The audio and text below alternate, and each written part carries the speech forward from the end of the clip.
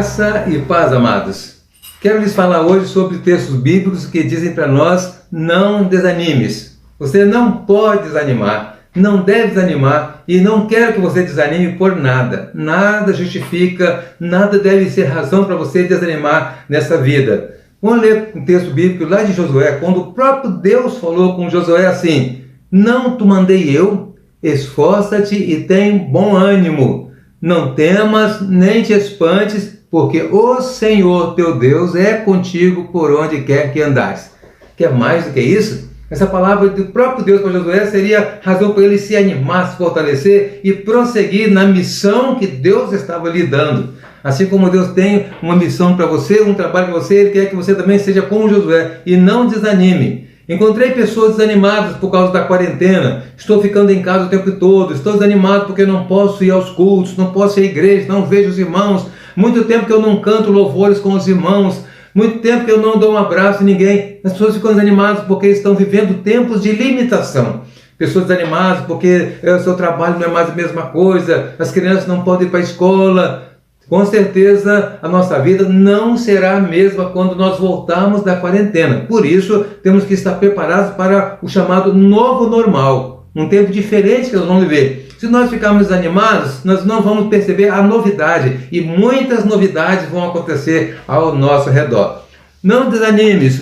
Coisas que nos fazem desanimar são, por exemplo, a doença. Ficar doente, mesmo de quarentena, mesmo que não seja por vírus, por coronavírus, ficar doente é ruim demais. Alguém um dia desse está falando de uma irmã que caiu e quebrou o braço. Outra pessoa estava com uma gripe forte, sem vontade de comer, sem apetite. Uma família lidando com alguém sofrendo com câncer. A doença causa um efeito de desânimo nas pessoas. As pessoas ficam abatidas quando estão doentes. É natural, porque a doença enfraquece a gente. A doença cria na gente um estado de abatimento. Mas se nós deixarmos esse abatimento tomar conta, a nossa imunidade baixa. E quando a nossa imunidade baixar, a doença cresce mais. E ficamos, inclusive, mais sujeitos ao risco de contaminação por vírus. Por isso é que temos que cuidar de não desanimar por causa de doenças. Há dois casos na Bíblia, pelo menos, que é destacar de pessoas que foram curadas por Jesus. Em Mateus capítulo 9, encontramos assim, versículo 2. Entrando no barco, passou para o outro lado, chegou à sua cidade, e eis que lhe trouxeram um paralítico deitado numa cama. E Jesus, vendo a fé deles, disse ao paralítico: filho, tem bom ânimo, perdoados são os seus pecados. Veja, antes de curar, Jesus deu a ele uma palavra de ânimo, de perdão dos seus pecados, para depois curar. O homem foi curado, mas primeiro ele foi resgatado no seu ânimo, na sua esperança, na sua alegria. No mesmo capítulo 9 de Mateus, encontramos lá na frente, quando Jesus estava indo curar a filha de Jairo, que aquela mulher veio e tocou na sua roupa, aquela mulher que tinha um fluxo de sangue há 12 anos.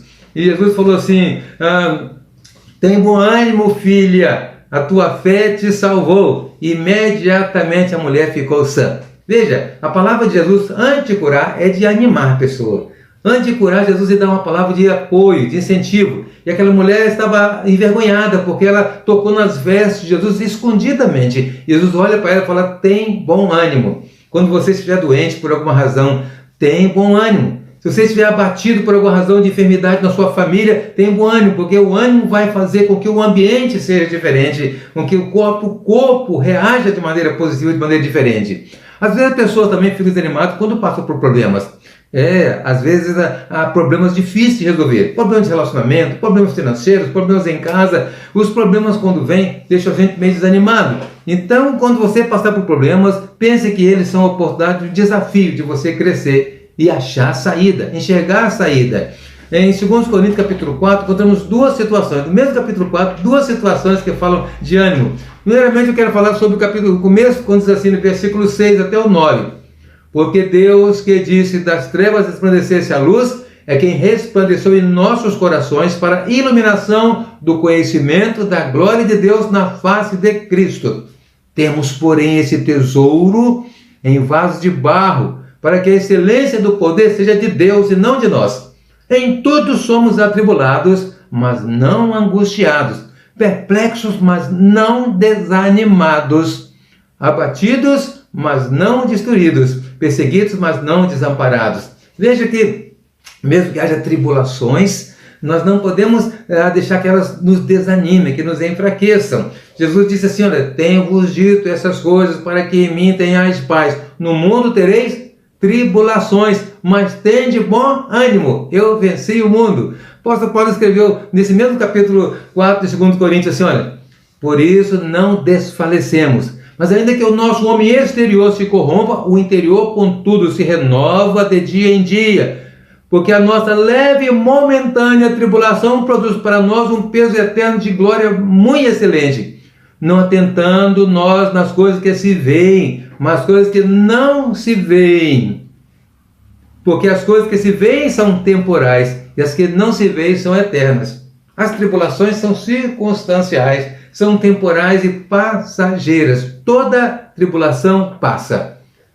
Os problemas deste mundo que estão ao nosso redor são passageiros. Por isso o apóstolo Paulo aconselha a ter os nossos olhos fitos nas coisas eternas. Lá adiante, na esperança da eternidade, nossos olhos fitos que nos fazem olhar lá adiante e ver a vitória final.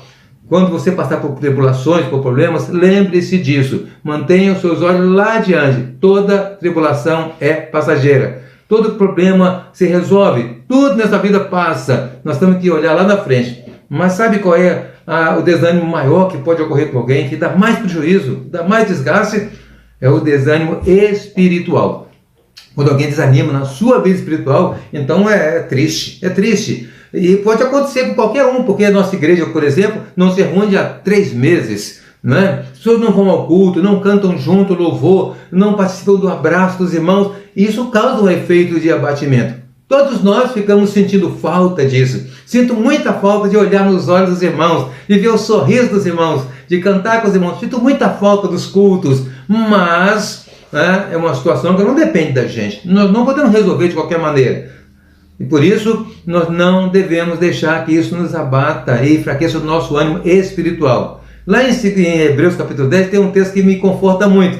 Finalzinho do capítulo 10, a Bíblia diz assim: mas o justo viverá pela fé.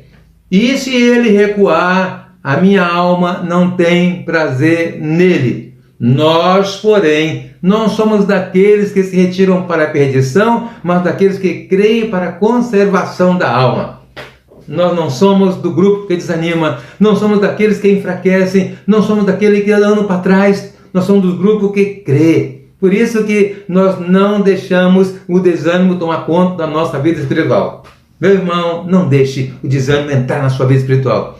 Se você, porque não pode ir ao culto, estar na igreja com os irmãos, porque não pode estar conversando com o seu pastor, você vai desanimar por isso? Então cuide da sua vida espiritual. Lá no seu quarto, na sua casa, pegue a sua Bíblia. Dedique um tempo maior a ler a Bíblia.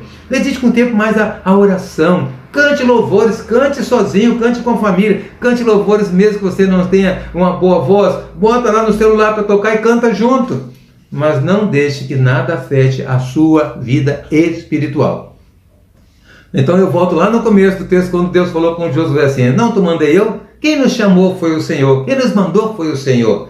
O Senhor chamou você para andar com Ele, para segui-lo. Por isso eu digo para você a mesma coisa que Deus falou com Josué: esforça-te e tem bom ânimo. Meu irmão, você tem que se esforçar. Você não pode se entregar. Não pode esmorecer, não pode achar que está tudo errado, não pode achar que não tem jeito. Não temas, nem te espantes. Sabe qual é a razão? O Senhor teu Deus é contigo, por onde quer que andares. Tenha certeza, Deus não vai deixar você sozinho. Então por isso você tem razões bastante para não desanimar, se fortalecer. Quero orar por você, meu irmão, para Deus recobrar, animar você, Deus redobrar o seu vigor, para que você não desanime. Sabe, em Isaías 40 tem assim: o Senhor teu Deus é contigo. Ora, os jovens se cansarão e se fatigarão, e os mancebos certamente cairão, mas os que esperam no Senhor renovarão as suas forças, subirão com asas como águias, correrão e não se cansarão, caminharão e não se fatigarão. Você espera no Senhor? O Senhor renova o seu vigor. Eu quero orar por você agora, pedir a bênção de Deus sobre sua vida para você nunca desanimar. Vamos orar? Nosso Deus, nosso Pai, seja sobre nós a tua bênção, para nos fortalecer, nos animar, não deixar que nada venha atrapalhar nosso vigor espiritual, nem enfermidades, nem problemas, nada, Deus, venha se colocar entre nós o Senhor, que nós possamos viver sempre animados, fervorosos, no compromisso da tua causa. Abençoa o teu povo onde estiver agora. Em nome de Jesus. Amém.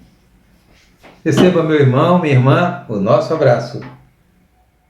Graça e paz, amada Igreja Batista em Jabaraí, e a todos aqueles que estão nos acompanhando neste momento. Quero convidar você a louvar conosco e engrandecer o nome do nosso Deus.